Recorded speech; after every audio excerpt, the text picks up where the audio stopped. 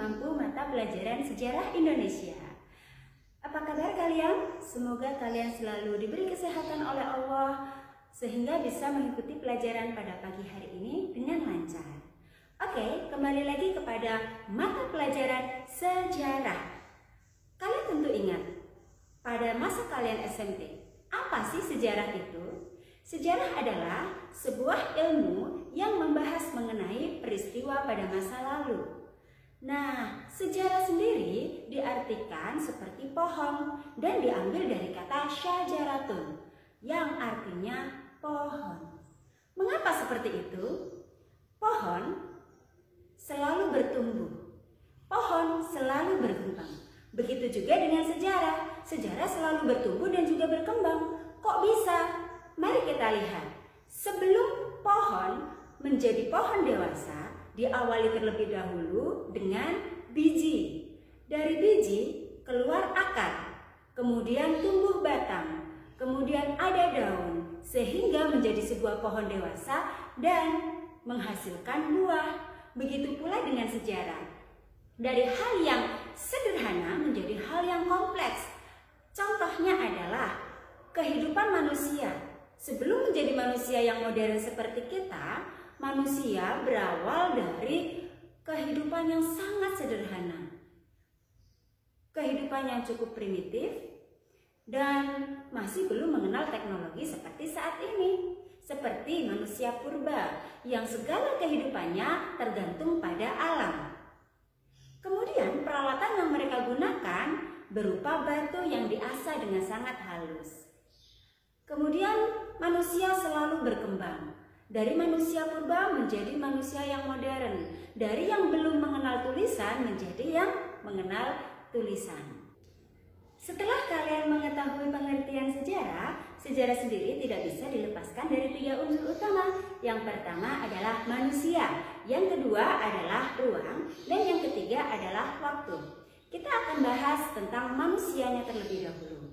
Manusia merupakan pelaku utama dari peristiwa sejarah. Jika tidak ada manusia, maka tidak akan ada sejarah. Loh, berarti bagaimana dengan dinosaurus? Apakah dinosaurus juga tidak termasuk sejarah? Betul sekali.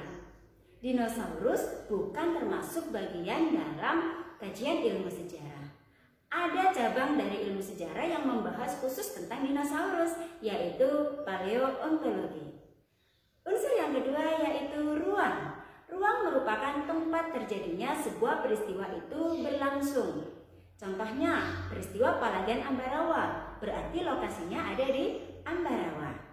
Peristiwa 10 November, berarti lokasinya ada di Surabaya, dan lain-lain. Unsur yang ketiga yaitu waktu. Waktu merupakan kapan terjadinya peristiwa itu berlangsung. Dalam sebuah contoh kasus tentang pertempuran 10 November. Siapa manusia yang berlaga di sana? Dia adalah Bung Tomo beserta dengan arek-arek Surabaya. Ruangnya ada di mana? Di Surabaya, kota pahlawan. Dan waktunya kapan? 10 November. Oke, kita akan bahas juga tentang sifat-sifat sejarah. Ada 5 sifat sejarah. Yang pertama adalah fakta. Peristiwa sejarah bisa dikatakan sebagai fakta jika peristiwa itu bisa dipertanggungjawabkan. Dengan adanya bukti, kita bisa tahu apakah peristiwa itu benar-benar pernah terjadi ataukah hanya rekayasa atau mitos.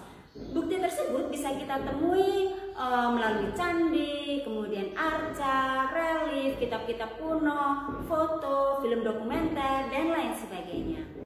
Unsur yang kedua adalah unik. Unik maksudnya adalah peristiwa tersebut hanya terjadi satu kali saja. Tidak ada peristiwa lain yang menyerupai peristiwa tersebut. Sehingga tidak semua peristiwa dikatakan sebagai sejarah. Peristiwa bisa dikatakan sejarah jika peristiwa tersebut unik. Yang kedua, peristiwa itu sangat penting. Dan yang ketiga, peristiwa itu menyangkut hajat hidup masyarakat luas. Unsur yang ketiga adalah diakronis. Diakronis artinya kronologis. Sebuah peristiwa sejarah harus terjadi secara berurutan waktunya. Contohnya, pada tanggal 6 Agustus 1945, Hiroshima dibom oleh Amerika. Kemudian tanggal 9 Agustus, Nagasaki dibom oleh Amerika. Kemudian tanggal 14 Agustus, Jepang menyerah tanpa syarat kepada sekutu. Nah, dari adanya penyerahan tanpa syarat tersebut, menjadi peluang bagi bangsa Indonesia untuk melaksanakan proklamasi. Lanjut di unsur yang keempat, yaitu ideografis. Ideografis merupakan sebuah penggambaran peristiwa sejarah dengan rinci dan jelas, agar dari penggambaran peristiwa tersebut kita bisa mengambil hikmah, kita bisa mempelajari hakikat dari peristiwa-peristiwa yang terjadi. Pada dasarnya belajar sejarah itu untuk menyadarkan kita agar kita bisa menjadi generasi yang lebih baik daripada generasi-generasi masa silam. Sifat yang kelima adalah empiris. Empiris merupakan hasil dari pengalaman manusia. Karena manusia ini merupakan tokoh utama dalam sejarah, maka pengalaman manusia dibutuhkan untuk menjadikan sebuah peristiwa itu lebih penting. Baik, terima kasih atas perhatiannya. Demikian pembelajaran hari ini. Untuk video selanjutnya yaitu mengenai konsep berpikir sejarah, diakronis, dan sinkronik akan kita bahas di pertemuan selanjutnya. Terima kasih.